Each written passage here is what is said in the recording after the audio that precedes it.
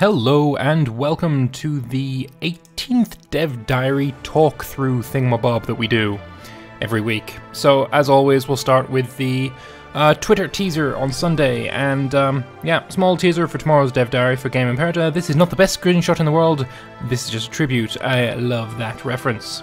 So yeah, we can see that we've got some Italic Traditions, March of the Eagles. Irrespective of victory or defeat, as long as the eagle stands proud, the spirit of Rome imbues all her sons. So it costs that amount of military mana, and we get morale recovery plus 5%. Interesting that they show it twice. Very interesting. Okay, well, moving swiftly on, we get to the Dev Diary, which I should have started at the top of the page. Here we go. Hi everyone, and welcome to the 18th Dev Diary for Imperator. This time we'll talk more about the military traditions and delve into another of our 7 tradition trees. So, 7 tradition trees, there's like 3 paths in each, so 21 different paths. Possibly, maybe there's some more elsewhere, I'm not sure. To recap from the 15th diary, there are 7 different military traditions in the world, tied to which culture group you have, and due to the size of the traditions and how they're structured, you will see rather different and unique nations. Military traditions unlocks unique abilities, unlocks new units, and gives special bonuses to units. Each military tradition has 1 bonus they get from the start, and then 3 different paths they can go down through, where after you've picked the 7th tradition in that path, you'll get the special benefit for that as well. So, a little bit like ideas in EU4. It's not very likely that you'll get to the end of all paths by the end of the game, so you really have to think about which path you want to progress down through first. 1 military tradition costs 800 power, each tradition taken increases cost by 50%, and each military tech reduces it by 25%. This is stuff we know from before. So, this time it's the Italic Traditions, which is available to all countries in the Latin culture group. They all start with Walled City Tradition, which gives plus 25% to defensiveness, which basically makes sieges against your fortified cities take 25% longer. The first path of the Italic Traditions is the Tribal path. Okay. Then we have Artisanal Bronzework, which is Light Infantry Defense, Equestrian Order, Light Cav Offense, Deus Volt. Interesting, okay, plus 15% Omen Power. Acquisition of Wealth enables Raid City. The Aulos gives Light Infantry Morale. Mare Nostrum, Trireme Maintenance Cost, and then Rousing Oratory, plus 15% Manpower.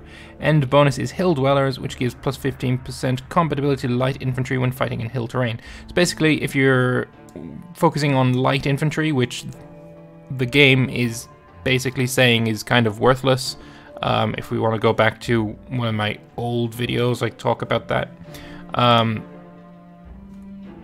Yeah, so I mean, Raid City, that's kind of interesting, that it's being locked behind the tribal path. Mare Nostrum, Trireme Maintenance Cost, is that really a tribal thing? Do tribes really go out in boats all that much? Maybe, I'm not sure. Maybe, yeah, I suppose it does make sense. The Iceni tribe was quite naval focused, if I remember rightly. Fair enough, okay, so let's move on to the second path, which is the Support path. State Navy, Trireme Morale, the Fabri, cheaper military buildings, okay. Scale the Walls, gives siege ability, Castra enables border forts, okay, that's a new mechanic. Logistics of State gives 25% cheaper light infantry, heavy infantry, and archers. The Scutum gives heavy infantry defense, and the Foderati gives light cavalry discipline. End bonus is Rome Ascendant, which makes holding a triumph 50% cheaper, okay. And the third path is the Roman path, so Principes give 15% heavy infantry discipline, March of the Eagles gives morale recovery, Triarii gives 15% heavy infantry offense. Really? Alright, we're going to talk more about this, but let's finish this first. Roman Roads allows military road building, I love that, I'm going to be using that extensively I think. Professional soldiers give monthly war exhaustion reduction. Velites, or Velites I guess, gives light infantry offense, and the honor of service gives 15% manpower recovery. And the end bonus is the Triplex Axes, I don't really know how to pronounce it, I think it's Axes.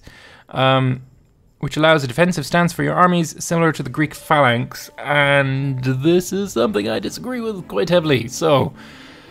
Alright, starting off. Principes. Actually, no, we should start with the Triplex Axes. basically, this is a formation that the Manipula Roman army used. Basically, you had your Hastati, the youngest of your, combat troops. They had the front line. They had the honor of being in the vanguard. If all went to shit with them, then you had the Principes, a little bit older, a little bit more experienced, a little bit more wealthier. Those are your second line of troops.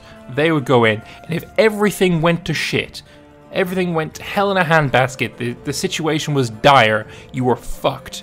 Then you had the Triarii, the oldest, the wealthiest, the most experienced.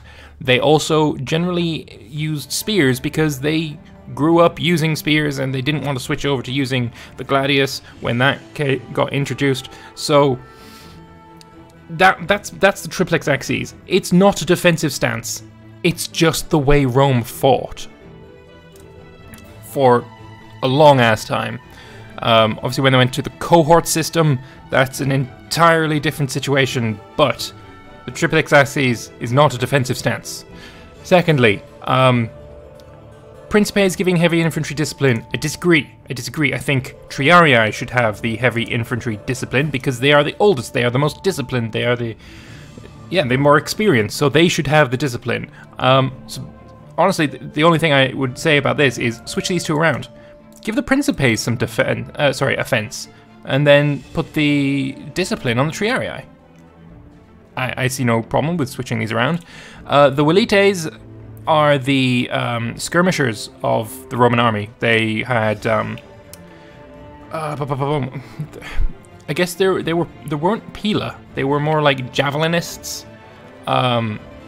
So the Velites, being light infantry, basically confirms that light infantry are skirmishers in this game.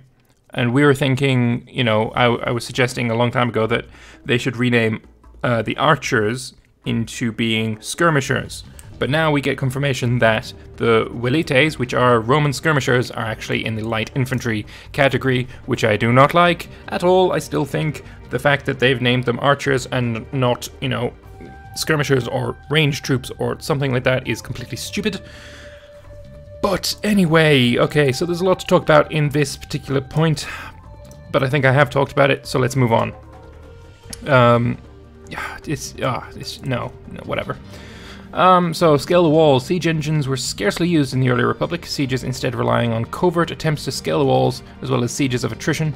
During the siege of Veii, I don't know how you pronounce this, around 396 BC, the Roman engineers reputedly proved their worth by boring a great tunnel beneath the walls of the Etruscan city, breaking the siege once and for all. So, that gives plus siege ability for that amount of points. Very nice. There are a few abilities mentioned above that need some more information. Raid City. This is possible to do when you've taken over control of a hostile territory, giving you money and manpower while hurting that province in growth, output and commerce for 5 years. Border Forts. This creates a colony in an unowned city that is adjacent to one of your own cities, adding 1 Freeman pop of your culture and a fort for military power. Alright. Unowned city. Is that going to be a thing? Interesting connotations there.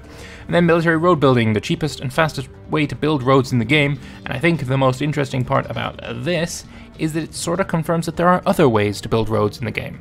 So at the moment, this is the only way we've known that is going to be possible, getting your army and moving from one city to another while the build roads option is enabled, and the dude walks there, and when he gets there, there's a road. Perfect. Calling it the cheapest and fastest way implies that there are other ways that aren't as cheap and aren't as fast. So that's really good. It's not only Rome that will have roads. Fuck yes. And then Raid City here, we pay mana points, we get a little bit of money, we get 2,000, I assume these are slaves. And then Tarquini gets province raided for 5 years, giving population growth, commerce, income, and slave output negative points. Okay. Okay, fair enough. Fair enough. That model looks gorgeous. Right, so next week we'll be talking about loyalty and civil wars. Lovely, okay, I'm looking forward to that. So, yeah, some interesting stuff. Let's see if there's any dev responses. Because sometimes some interesting stuff here. I can only wonder what Johann would look like in a toga. Yeah, we already know this. We already know this.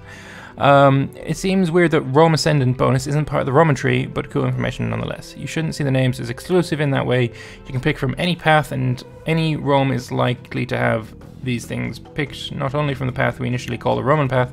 The full tradition is says an italic one, and then the various paths draw inspiration from different things, but as it says in the first post, they're all available for you to pick from, as long as you can afford it and have the preceding tradition unlocked. Fair enough, fair enough. So yeah, overall, yeah, sure, fine, pretty decent. Disagreeing with certain namings of these should be switched around.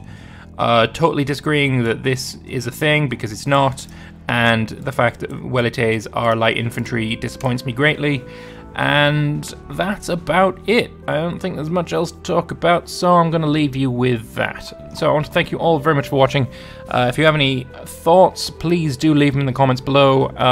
If I've got anything wrong with pronunciations, or if I'm wrong about maybe the Welites were actually the slingers, sling throwers, stone throwers with slingers, I don't know. If I've got any words mixed up like that, like I'm fairly sure the Velites are they throw javelins. But if I got anything mixed up, please do not hesitate to correct me in the comments, call me an idiot and all that shit, and I will see you in the next one. Bye bye.